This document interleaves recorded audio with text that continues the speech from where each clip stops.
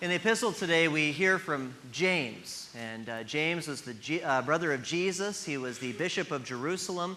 And he has this to say: "What good is it, my brothers, if a man claims to have faith, but has no deeds? Can such faith save him?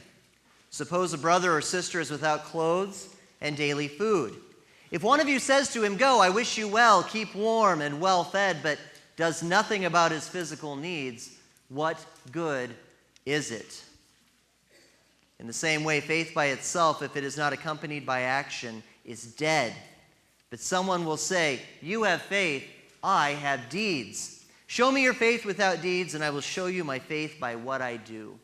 Now, we as Lutherans are uncomfortable with this passage. We wish it weren't in our Bible because it makes us kind of think in a different direction. You see, we know we are saved by grace through faith. We are saved through the death and resurrection of Jesus Christ. We are made part of that death and resurrection through our baptisms when we are literally killed and brought back to new life through this miracle. We are saved, sustained through receiving his true body and blood in the Lord's Supper, as we do regularly right here at St. Peter's. And James says, and then what? And then what? You're a Christian. This is wonderful. Now what? Well, he never says this is how you are saved, but he does say that the Christian life should evidence that something has changed. Now, we don't say, good for you, you can earn your way to salvation. No, that's the opposite of what we say. And you don't applaud an apple tree for producing apples. It's what it ought to do.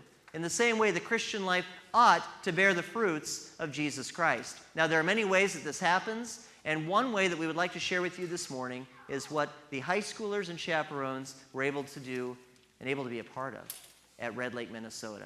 So I invite those who are here to stand with me this morning to come front, and we will tell you about our trip to Red Lake.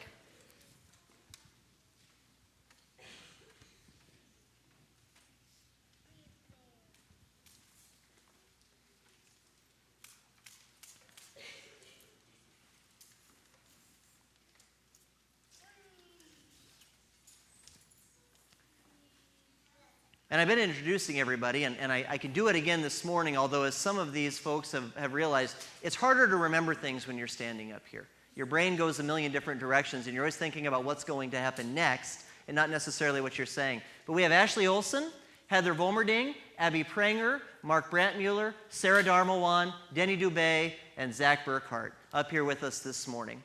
Several of them are high schoolers. The rest of us are adults. I think you can tell the difference. But I do know that even though I know them very well, it might be good to give you some introduction. So I'll let you hold that, but I'll go ahead and start us off.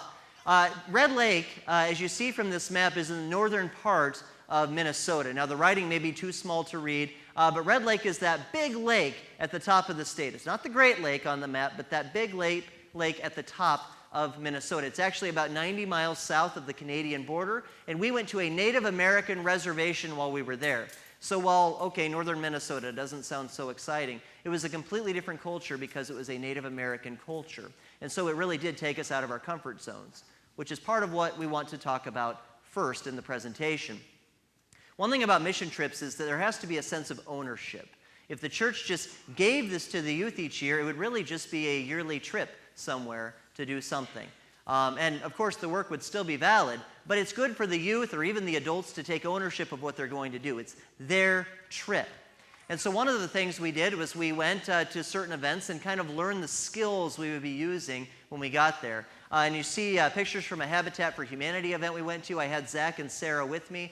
Unfortunately, you had to be 16 years or older to work with Habitat, and that took away 80% of our youth group. But we did get a couple to go, and we learned a few painting skills, and it was a nice day for us. We enjoyed ourselves.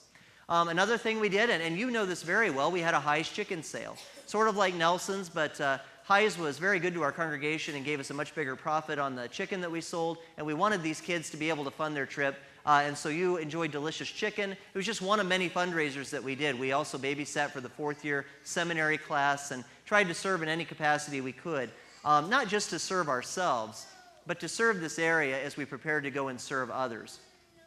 And then what you're seeing here are pictures of the kids and chaperones saying, goodbye to their families for a week. Now, it's difficult for me, who was a missionary for a year across the seas, to leave my wife and child for a week. Very difficult. And I can't imagine how difficult it is as a freshman or sophomore in high school who maybe hasn't been away for several days before to say goodbye to mom and dad. It's got to be a big challenge, and we're very proud of how they all handled it. And here you see us in Duluth, Minnesota, getting close to the end of the trip, and we're all pretty chipper because we're so excited to go. Now, a little background. We went through the parent organization group, and they kind of took care of us while we were there. And they said, do not drive through the night to get to your destination. It is a bad thing to do. Trust us, we've got years of experience. So what did we do? We drove through the night. We left at 8 p.m. We got there at noon the next day. They said the adults would be zombies and the kids would be cranky and none of us would get anything done. And they were wrong. We were so excited to get to work that it was actually a wonderful day. We did go to bed pretty early, but it didn't stop us at all. I don't know if we'll do it again, but it certainly worked for this particular trip. And I'll hand it over to Heather. I just want to start by saying how blessed I feel to have been a part of this trip. It was such a great experience. And for those of you that don't know, I also teach here at St. Peter's Lutheran School, and I just have such a heart for working with middle school and high school youth. So when I heard about this trip, I knew it was something that I just had to be a part of. And I think when we all got there, it's safe to say that none of us knew what to expect whatsoever. We knew that we were there to serve the people of Red Lake, but we didn't know how greatly God would impact our lives through fellowship with each other and with prayer. And to share a little bit about that journey, I want to talk about kind of a typical day in Red Lake, Minnesota. We got up early, had breakfast, and then we actually gathered in a morning session where group helped us focus our hearts on what God would have in store for us that day, where we lifted up our voices in praise and just set out to serve God. We also took time at our work site to have devotions, to set an example for our resident that we were helping of the faith life that we lead. And then when we returned back to our work site in the evening, we participated in evening sessions. And these are one of my favorite parts. At the evening session, we were able to unwind after a long day. We talked in small groups. We got to know each other a little better. We showed off our best dance moves, as you can see in the pictures. And we just, again, got to lift up our voices in praise and thank God for the blessing of that day. One of the things that touched my heart the most about the trip was watching these youth step outside of their comfort zone. I loved that group allowed us to be a part of those evening sessions. And you can see in these pictures that a lot of the youth were a part of the dramas. They were willing to get in front of those 200 other youth that we were with and set an example and lead really the worship services that were a part of our week. Sarah and Ashley, who are up here this morning, were even a part of the Glory Folk, which was essentially the praise team for the week, using their musical talents and abilities to glorify God. And for me, it was so powerful watching them do that. Our theme for the week was made. You might have seen that on the screen earlier, and it comes from Revelations 21:5, which says, "Look, I am making all things new." And at one point in our week, we actually took our dirty, disgusting rags that we'd been using at the work site, which were gross and covered in paint and dirt and whatever else had been accumulated, and we took them to the worship service. And at that service, they were exchanged for these pure, white, fresh rags.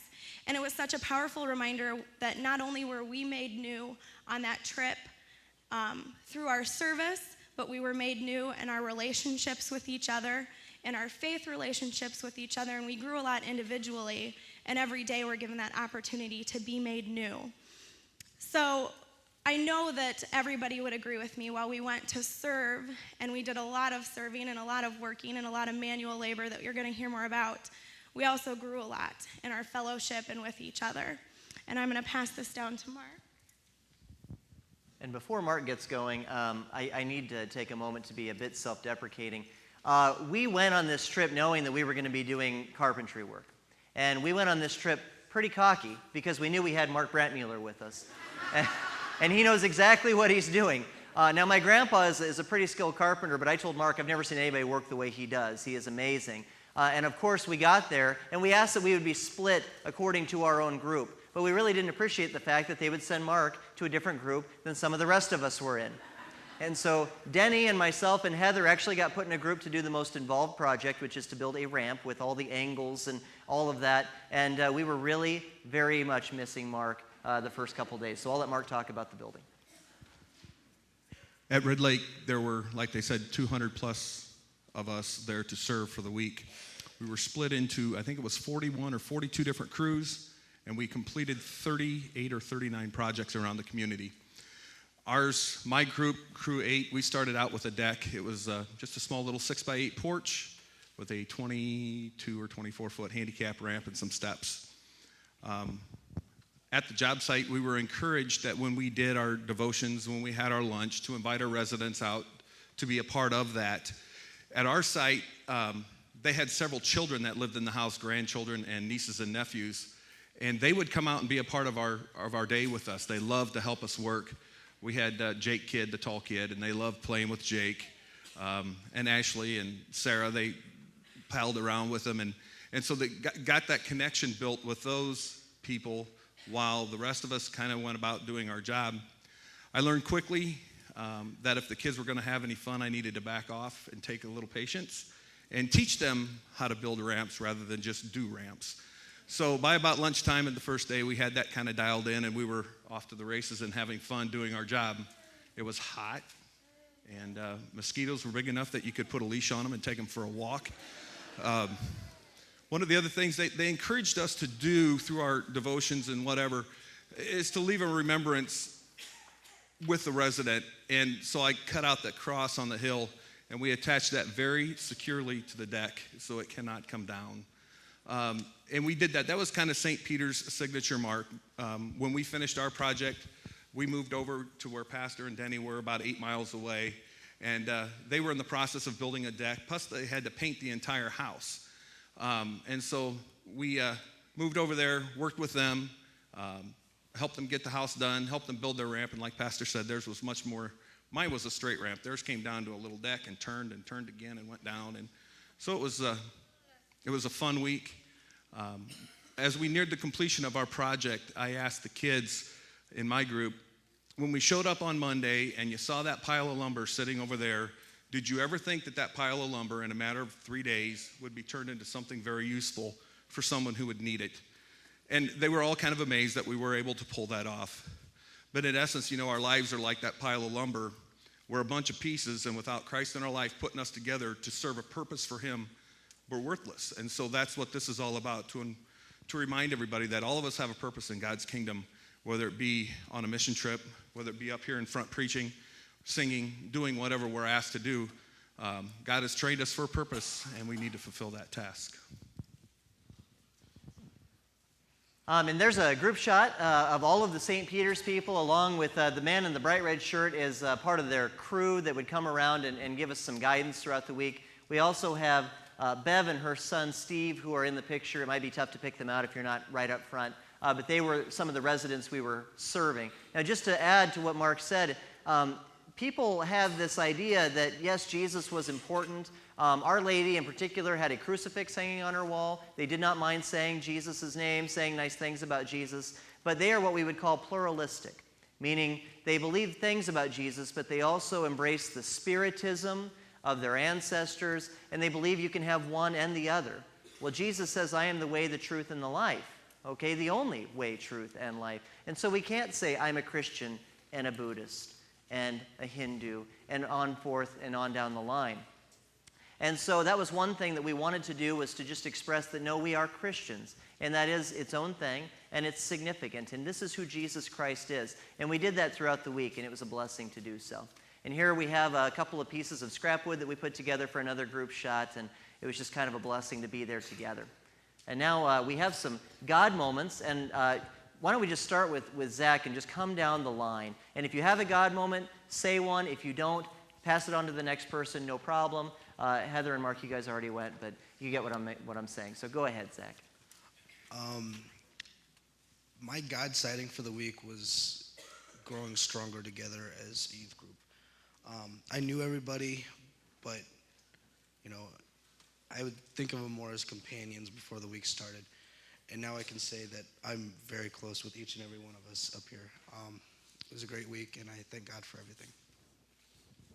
Hi, good morning. Yeah, the God moment, where you could definitely see, something happening that is beyond what we can comprehend why it should be happening. And one thing that really stood out to me was as far as Crew 9 and Crew 10, we worked on the same house, which was the one you saw earlier. The resident's name was Bev, and her adult son, Steve, lived with her. And Steve didn't hang around much with us at all at first. Bev was... she was welcoming, but she was a little distant. She was fine having us there. She welcomed us into her home to use her restroom or whatever. But beyond that, she didn't really want a whole lot more interaction, it seemed like at first. We invited her to lunch with us. She joined us on the second day for lunch, and then every day after that, she joined us for lunch. And we got to talk with her, got to learn more about her, explain to her more about ourselves. And we really got to share our Christian faith with her, both in words and just in our actions. And I think our relationship grew so much during those 4 short days that we were together that when we invited her to our closing program Friday night, she kind of gave yeah, sure, I'll try to make it. And I really... honestly, wasn't expecting her to make it, and lo and behold, there she was. We went to the gym in the elementary school we're staying at for our closing program. There is Beverly, and she gave us hugs, and she was there, and it was kind of miserable in that gym because it was very hot. There's no air conditioning or anything, sort of like our gym here, and but she was there, and she participated, and we got to share a Gideon's New Testament book with her. We personalized it and gave it to her, and it was just, I think, definitely some seeds were planted there for her that hopefully God will continue to grow and others will water. The mission field was definitely a step up for me because I'm pretty shy and quiet, and I could not sing in front of a group at all. So now I joined the Glory folk. I don't know why, but I did. And now I can sing in front of all of you, in front of my family, my boyfriend, strangers that I see walking around. I just sing all the time now, so yeah. One thing that I thought was a God moment was all of the relationships that really got closer.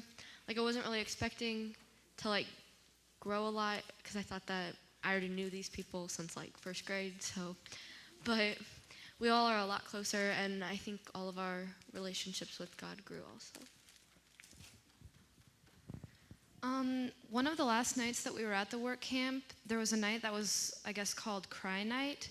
And it's kind of the night that everyone would kind of break down and sort of discover God a little bit more.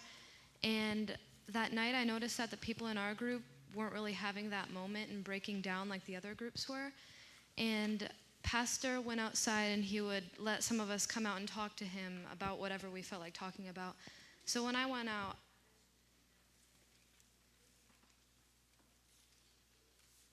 Here. Well, I went out to talk to Pastor, and I asked him about that, why weren't we having these moments? Is something wrong? And he mentioned that, in our lives, we've already discovered God, and he's so strong in our lives and our hearts that we didn't really need to have that moment all over again. So that was just it helped me realize what a blessing it's been to be raised and learning in such a family of faith that we didn't need to have that moment because it had already happened in our lives. Thank you to everybody. And you guys can go ahead and be seated, and I'll finish up here. Go ahead.